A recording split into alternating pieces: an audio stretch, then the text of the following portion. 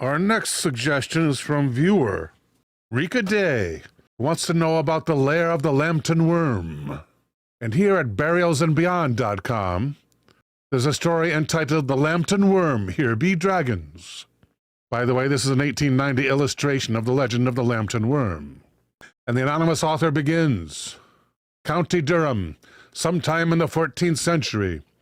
One day, young John Lambton skipped church to go fishing in the River Wear.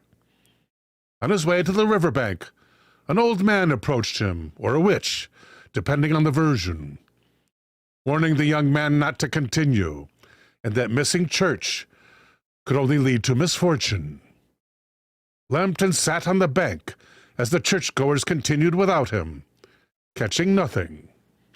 However, as the service finished, a small creature hooked on the end of his rod. The animal was the size of an eel, with 9 holes down the size of its lizard-like head. It could have been the size of a worm, or 3 feet in length. Either way, John had little fear in his heart. As young Lambton inspected his catch, the old man returned, and John naturally announced he had caught the devil itself.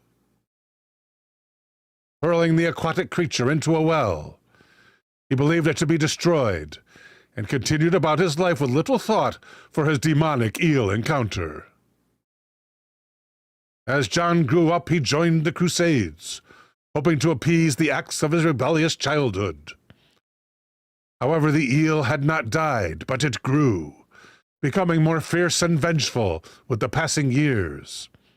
Eventually, the worm grew so large that its presence in the well poisoned the water for the whole village. Then livestock began to disappear. The worm was loose.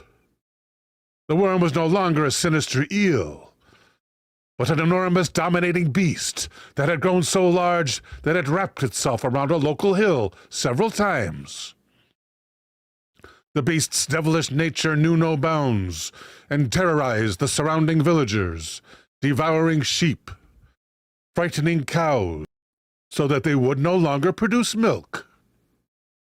And as with all coiled beasts worth their salt, capturing small children.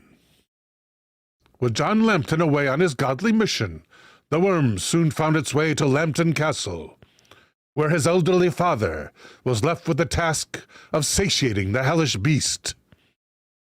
In a daily cycle, the worm terrorized the castle, resting only when it had consumed an offering of the milk of 9 cows, or a trough overflowing with dairy.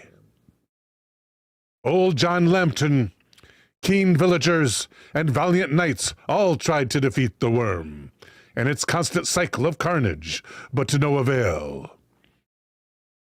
When the worm was attacked, losing a piece of its flesh, the worm simply reattached it and continued its violent throes.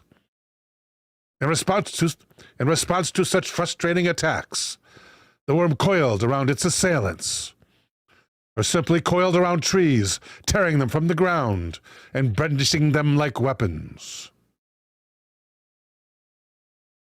The worm's attacks continued for several years, during which young John was away fighting on the continent, ignorant to the terror that had struck his hometown. Upon his return, he found his father's estate in ruins, and the worm on the rampage. Traveling to Durham, young John sought the advice of a wise woman or witch, believing her arcane knowledge to assist him in his church-skipping demonic worm problem. However, the witch had no instant solution, but repeated to John that the worm's very existence was his fault and his alone. As such, he would have to fight the worm in adapted armor and in its own waters. As an ominous adage, the witch insisted that following the defeat of the worm, John would have to kill the first living thing he saw, lest his family be cursed for all eternity. John duly noted the witch's commands and followed them closely. Wary of spying his father after killing the worm, he told his father to expect 3 blows of a hunting horn after the worm had been killed. Then his father should realize his favorite hunting release his favorite hunting dog, so that it might meet the prophecy's grisly fate. Strapping spearheads to his armor and wading back into the river, John fought the worm with all his might. The beast coiled around John's body, as it had done so many times before, but cut itself to ribbons on his armored spikes.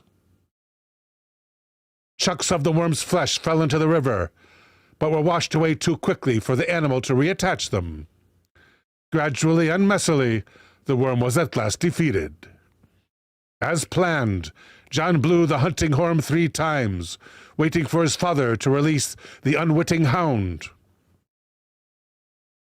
However, his father was so thrilled at the news that he ran out to meet his son, not giving a second thought to the deadly prophecy. Understandably, John could not bring himself to kill his father, but killed the dog anyway, just in case the prophecy could be redeemed with a casual loophole.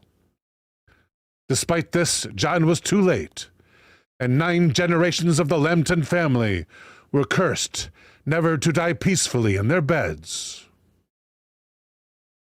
Looking at the Lambton's family history, the curse held true for several generations, with Lambton men dying in accidents or battle before old age had a chance to take them.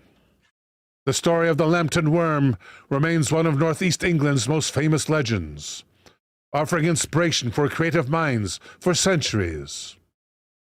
Believed to have originated in the oral tradition, where stories are told verbally and passed down the generations in this manner.